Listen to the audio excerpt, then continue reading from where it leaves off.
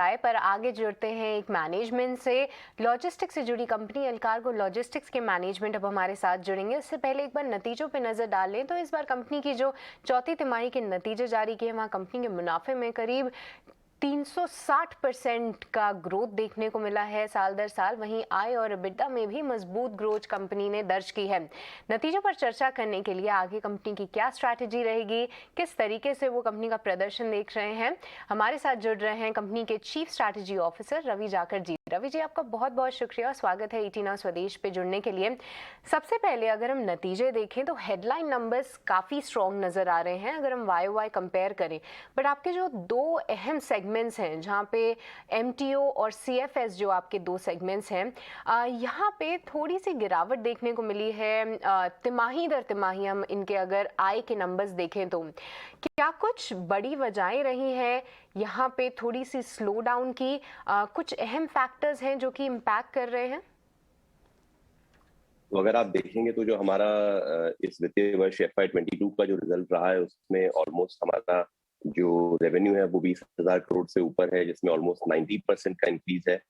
EBITDA आज इस साल का 1516 करोड़ रुपए है और पैट भी 900 करोड़ रुपए है। तो सभी पैरामीटर्स पे, चाहे रेवेन्यू हो चाहे EBITDA या पैट, कंपनी ने बहुत ही अच्छी परफॉर्मेंस रही है।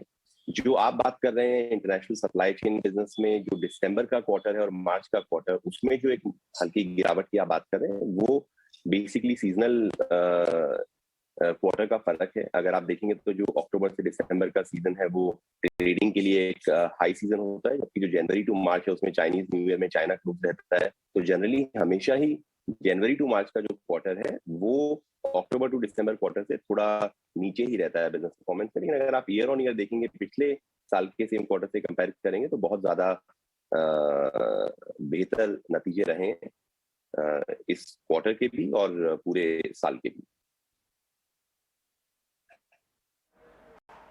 ओके, ठीक है। तो अच्छे नंबर्स यहाँ पर दिखाई दे रहे हैं। सर, आपसे एक और चीज़ समझना चाहेंगे, आपके मार्जिन के फ्रंट पर जो नंबर्स हम देख रहे थे, 123% की ग्रोथ EBITDA में देखी गई है। मार्जिन भी 6% से बढ़कर 7% आ चुके हैं सालाना आधार पर अगर देखें तो।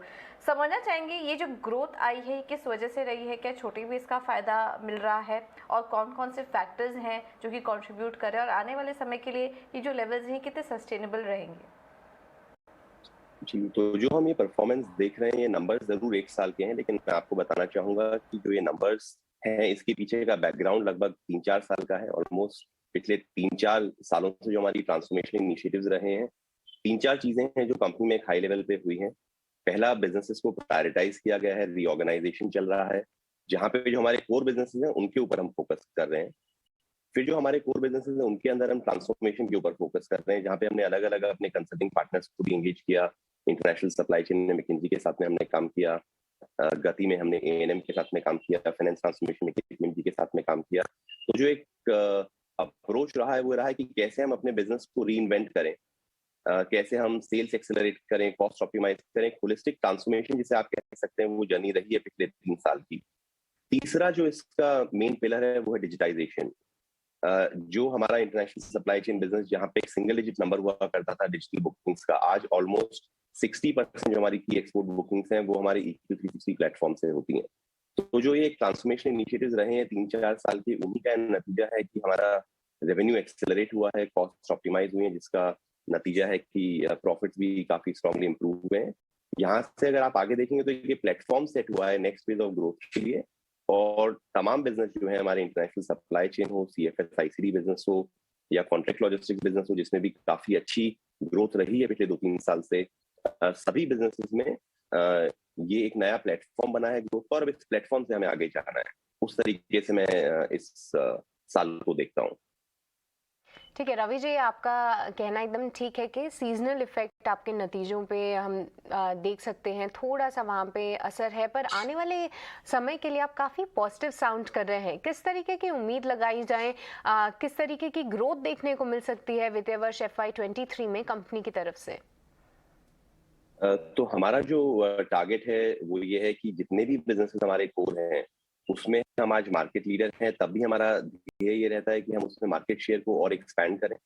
तो सभी बिजनेस में हमारा मार्केट शेयर हम एक्सपैंड करेंगे, जिसका मतलब ये है कि जो भी ग्रोथ अपॉर्चुनिटी मार्केट में होगी, जो भी मार्केट की ग्रोथ रेट है, उससे एक डेल्टा होगा हमारी कंपनी की ग्रोथ में। वो हमारा एम भी है और वो अचीव भी होगा आने वाले क्वार्टर्स की बात करें या अगले 2-3 साल की बात करें तो।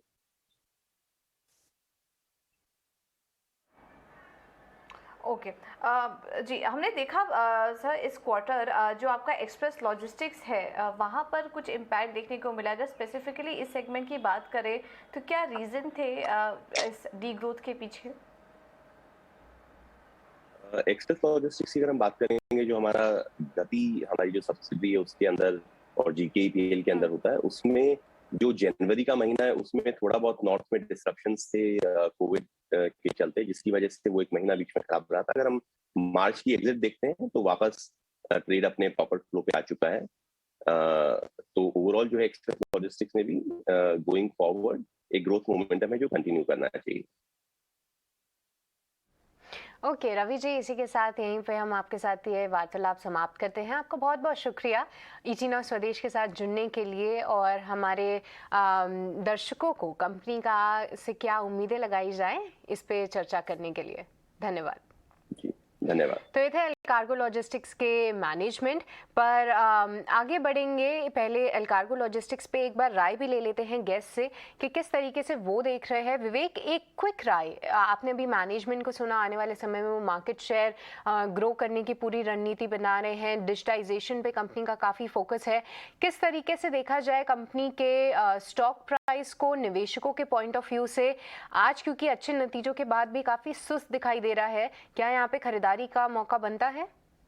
हाँ जी, आपने जैसे कहा क्विक व्यू, एक तो कारण मैनेजमेंट ने खुद ने काफी बताए हैं और कंपनी के पास लो डेट है और लॉजिस्टिक्स एक ऐसा सेक्टर है जो आगे चल के और भी बहुत बड़ा ग्रोथ दिखाने वाला है। तो ऑल कार्गो पर्टिकुलरली 298 इस मार्केट की गिरावट के बाद अच्छा मौका है ये लेने का और मुझे लगता है कि ये 350 वापस, जो प्रीवियस रेंज में चल रहा था 370-80 के भी रेंज में चल रहा था, लेकिन ये आपको 350 वापस दिखा देगा जैसे ही मार्केट में थोड़ा बहुत स्टेबिलिटी आता है। तो ये बाई की राय रहेगी यहाँ पे। वैल्यू स्टॉक भी फेयर वैल्यू पे है, तो यहाँ पे पक्का बाई कर सकते हो 350 टारगेट के साथ। ओके, तो ये राय ऑल कार्गो लॉजिस्टिक्स पर आपको दे दी गई है। लेकिन चलिए